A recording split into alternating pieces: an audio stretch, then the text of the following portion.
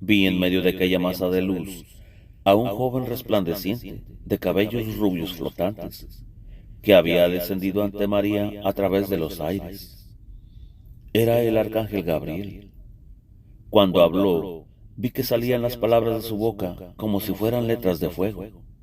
Las leí y las comprendí. María inclinó un tanto su cabeza velada a la derecha. Sin embargo, en su modestia, no miró al ángel. El ángel siguió hablando. María volvió entonces el rostro hacia él, como si obedeciera una orden. Levantó un poco el velo y respondió. El ángel dijo todavía algunas palabras. María alzó el velo totalmente, miró al ángel y pronunció las sagradas palabras. He aquí la sierva del Señor. Hágase en mí según tu palabra.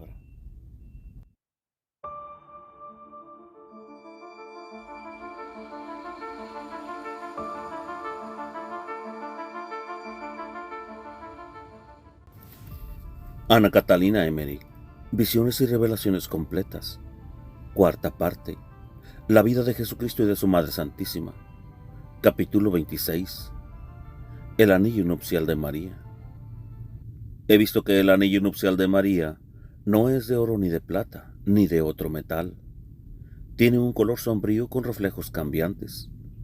No es tampoco un pequeño círculo delgado, sino bastante grueso como un dedo de ancho. Lo vi todo liso, aunque llevaba incrustados pequeños triángulos regulares en los cuales había letras. Vi que estaba bien guardado bajo muchas cerraduras en una hermosa iglesia. Hay personas piadosas que antes de celebrar sus bodas, tocan esta reliquia preciosa con sus alianzas matrimoniales.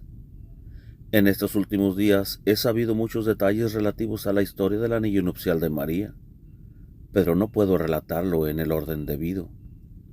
He visto una fiesta en una ciudad de Italia donde se conserva este anillo. Estaba expuesto en una especie de vidil encima del tabernáculo. Había allí un gran altar embellecido con adornos de plata. Mucha gente llevaba sus anillos para hacerlos tocar en la custodia. Durante esta fiesta he visto aparecer de ambos lados del altar del anillo a María y a José con sus trajes de bodas. Me pareció que José colocaba el anillo en el dedo de María. En aquel momento vi el anillo todo luminoso, como en movimiento. A la izquierda y la derecha del altar vi otros dos altares, los cuales probablemente no se hallaban en la misma iglesia, pero me fueron mostrados allí en esta visión. Nota: esto fue narrado el 4 de agosto, y Brentano comprobó que el 3 de agosto se había mostrado en Perusia el anillo de la Virgen, coincidiendo con el día que la vidente tuvo la visión. Fin de la nota. Sobre el altar de la derecha se hallaba una imagen del Ecce Homo, que un piadoso magistrado romano, amigo de San Pedro, había recibido milagrosamente. Sobre el altar de la izquierda estaba una de las mortajas de nuestro Señor. Terminadas las bodas, se volvió Ana a Nazaret, y María partió también en compañía de varias vírgenes que habían dejado el templo al mismo tiempo que ella. No sé hasta dónde acompañaron a María. Solo recuerdo que el primer sitio donde se detuvieron para pasar la noche fue la escuela de levitas de Bet Horón. María hacía el viaje a pie. Después de las bodas, José había ido a Belén para ordenar algunos asuntos de familia. Más tarde se trasladó a Belén.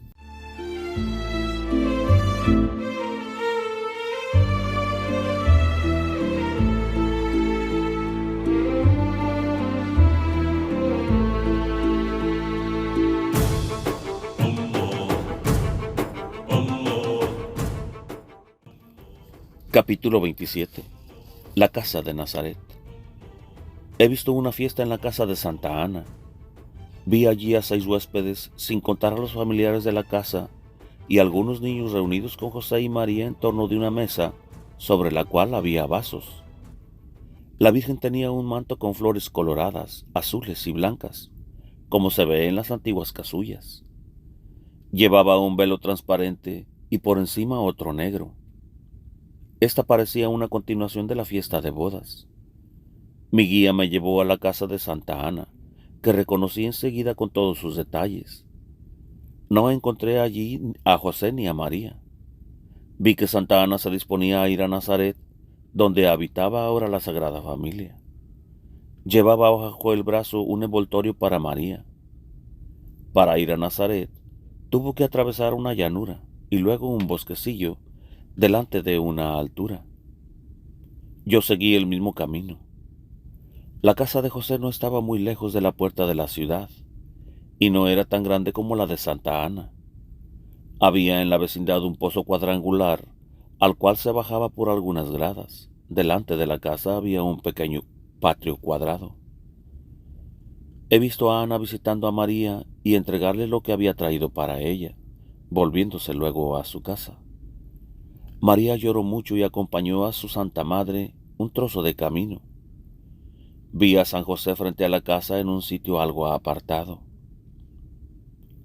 La casita de Nazaret que Ana había preparado para María y José pertenecía a Santa Ana. Ella podía desde su casa llegar ahí sin ser observada por caminos extraviados en media hora de camino. La casita no estaba lejos de la puerta de la ciudad. Tenía delante un patiecito. Estaba sobre una colinita no edificada ni cavada, sino que estaba separada de la colina por la parte de atrás, y a la cual conducía un sendero angosto abierto en la misma roca. En la parte posterior tenía una abertura por arriba, en forma de ventana, que miraba a lo alto de la colina. Había bastante oscuridad detrás de la casa. La parte posterior de la casita era triangular y era más elevada que la anterior. La parte baja estaba acabada en la piedra. La parte alta era de materiales livianos. En la parte posterior estaba el dormitorio de María. Allí tuvo lugar la anunciación del ángel. Esta pieza tenía forma semicircular debido a los tabiques de juncos entretejidos groseramente, que cubrían las paredes posteriores en lugar de los biombos livianos que se usaban. Los tabiques que cubrían las paredes tenían dibujos de varias formas y colores. El lecho de María estaba en el lado derecho, detrás de un tabique entretejido. En la parte izquierda estaba el armario y la pequeña mesa con el escabel. Era este el lugar de oración de María. La parte posterior de la casa estaba separada del resto por el hogar, que era una pared en medio de la cual se levantaba una chimenea hasta el techo. Por la abertura del techo salía la chimenea, terminada en un pequeño techito. Más tarde he visto al final de esta chimenea dos pequeñas campanas colgadas. A la derecha e izquierda había dos puertas con 3 escalones que iban a la pieza de María. En las paredes del hogar había varios huecos abiertos con el menaje y otros objetos que aún veo en la casa de Loreto. Detrás de la chimenea había un tirante de cedro, al cual estaba adherida la pared del hogar con la chimenea. Desde este tirante plantado verticalmente salía otro a través a la mitad de la pared posterior, donde estaban metidos otros por ambos lados.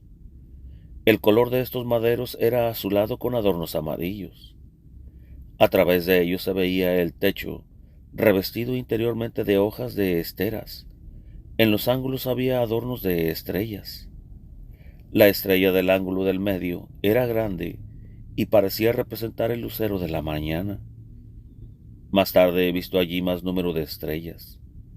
Sobre el tirante horizontal que salía de la chimenea e iba a la pared posterior por una abertura exterior, colgaba la lámpara. Debajo de la chimenea se veía otro tirante. El techo exterior no era una punta, sino plano, de modo que se podía caminar sobre él, pues estaba resguardado por un parapeto en torno de esa azotea. Cuando la Virgen Santísima, después de la muerte de San José, dejó la casita de Nazaret y fue a vivir a las cercanías de Cafarnaún, se empezó a adornar la casa, conservándola como un lugar sagrado de oración. María peregrinaba a menudo desde Cafarnaún hasta allá, para visitar el lugar de la Encarnación y entregarse a la oración. Pedro y Juan, cuando iban a Palestina, solían visitar la casita para consagrar en ella, pues se había instalado un altar en el lugar donde había estado el hogar. El armario que María había usado lo pusieron sobre la mesa del altar como a manera de tabernáculo.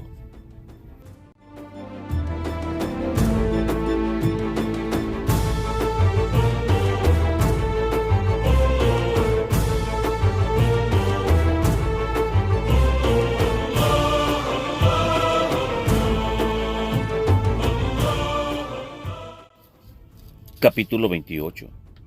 La Santa Casa en Loreto. He visto a menudo la visión del traslado de la Santa Casa a Loreto.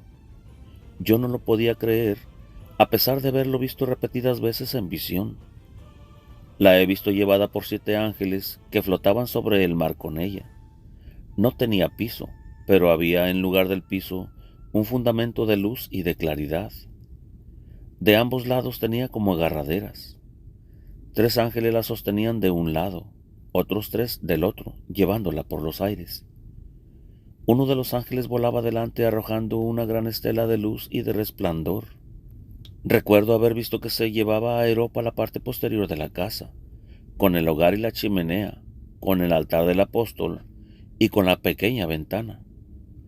Me parece, cuando pienso en ello, que las demás partes de la casa estaban pegadas a esta parte y que quedaron casi en estado de caerse por sí solas. Veo en Loreto también la cruz que María usó en Éfeso. Está hecha de varias clases de madera. Más tarde la poseyeron los apóstoles. Muchos prodigios se obraron por medio de esta cruz. Las paredes de la Santa Casa de Loreto son absolutamente las mismas de Nazaret.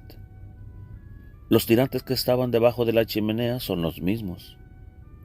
La imagen milagrosa de María está ahora sobre el altar de los apóstoles.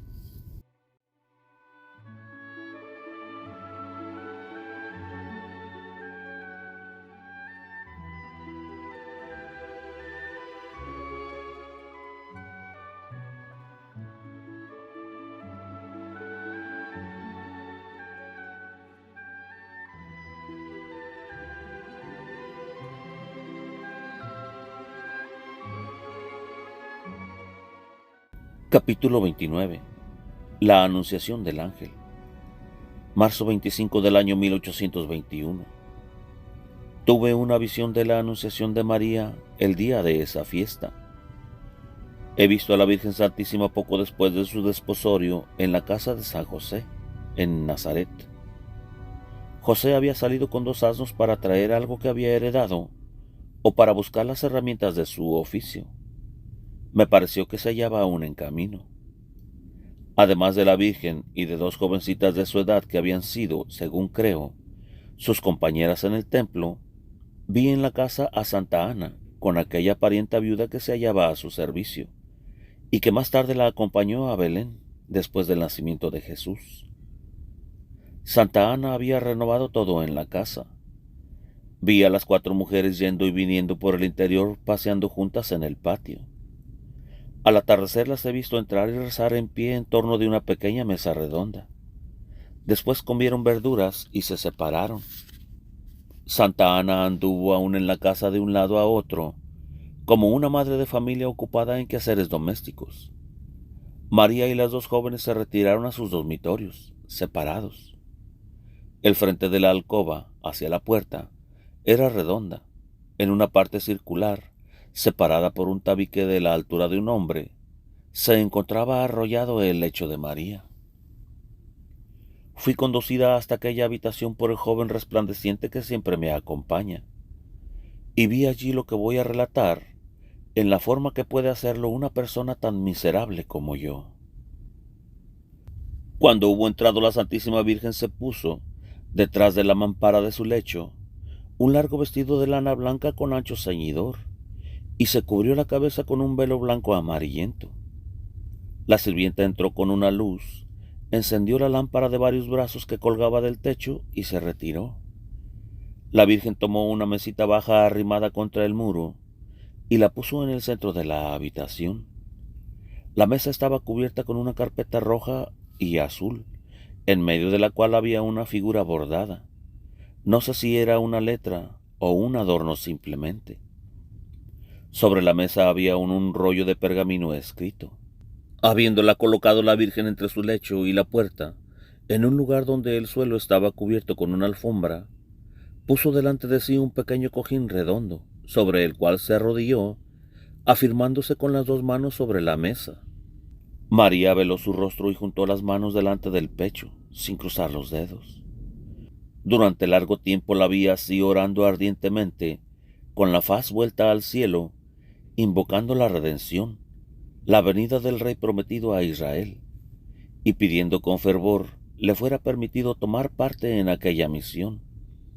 Permaneció mucho tiempo arrodillada, transportada en éxtasis. Luego inclinó la cabeza sobre su pecho. Entonces del techo de la habitación bajó, a su lado derecho, en línea algún tanto oblicua, un golpe tan grande de luz que me vi obligada a volver los ojos hacia la puerta del patio. Vi en medio de aquella masa de luz a un joven resplandeciente, de cabellos rubios flotantes, que había descendido ante María a través de los aires. Era el arcángel Gabriel. Cuando habló, vi que salían las palabras de su boca como si fueran letras de fuego. Las leí y las comprendí. María inclinó un tanto su cabeza velada a la derecha. Sin embargo, en su modestia, no miró al ángel. El ángel siguió hablando. María volvió entonces el rostro hacia él, como si obedeciera una orden. Levantó un poco el velo y respondió. El ángel dijo todavía algunas palabras. María alzó el velo totalmente, miró al ángel y pronunció las sagradas palabras. He aquí la sierva del Señor. Hágase en mí según tu palabra. María se hallaba en profundo arrobamiento. La habitación resplandecía, y ya no veía yo la lámpara del techo ni el techo mismo. El cielo aparecía abierto y mis miradas siguieron por encima del ángel una ruta luminosa. En el punto extremo de aquel río de luz se alzaba una figura de la Santísima Trinidad. Era como un fulgor triangular, cuyos rayos se penetraban recíprocamente. Reconocí allí aquello que solo se puede adorar sin comprenderlo jamás: el Padre, el Hijo y el Espíritu Santo, y, sin embargo, un solo Dios todopoderoso. Cuando la Santísima Virgen hubo dicho, hágase en mí según tu palabra, vi una aparición alada del Espíritu Santo que no se parecía a la representación habitual bajo forma de paloma. La cabeza se asemejaba a un rostro humano. La luz se derramaba a los costados en forma de alas. Vi partir de allí como tres fluvios luminosos hacia el costado derecho de la Virgen, donde volvieron a reunirse. Cuando esta luz penetró en su costado derecho, la Santísima Virgen se volvió luminosa ella misma y como transparente. Parecía que todo lo que había de opaco en ella desaparecía bajo esa luz, como la noche ante el espléndido día. Se hallaba tan penetrada de la luz que no había en ella nada de opaco o de oscuro. Resplandecía como enteramente iluminada. Después de esto vi que el ángel desaparecía y que la faja luminosa de donde había salido se desvanecía. Parecía que el cielo aspirase y volviese hacia sí la luz que había dejado caer. Mientras veía todas estas cosas en la habitación de María, tuve una impresión personal de naturaleza singular. Me hallaba en angustia continua, como si me acechasen peligrosas emboscadas, y vi una horrible serpiente que se arrastraba a través de la casa y por los escalones hasta la puerta, donde me había detenido cuando la luz penetró en la Santísima Virgen. El monstruo había llegado ya al tercer escalón. Aquella serpiente era del tamaño de un niño, con la cabezota ancha y chata, y a la altura del pecho tenía dos patas cortas membranosas, armadas con garras sobre las cuales se arrastraba, que parecían alas de murciélago. Tenía manchas de diferentes colores, de aspecto repugnante. Se parecía a la serpiente del paraíso terrenal, pero de aspecto más deforme y espantoso.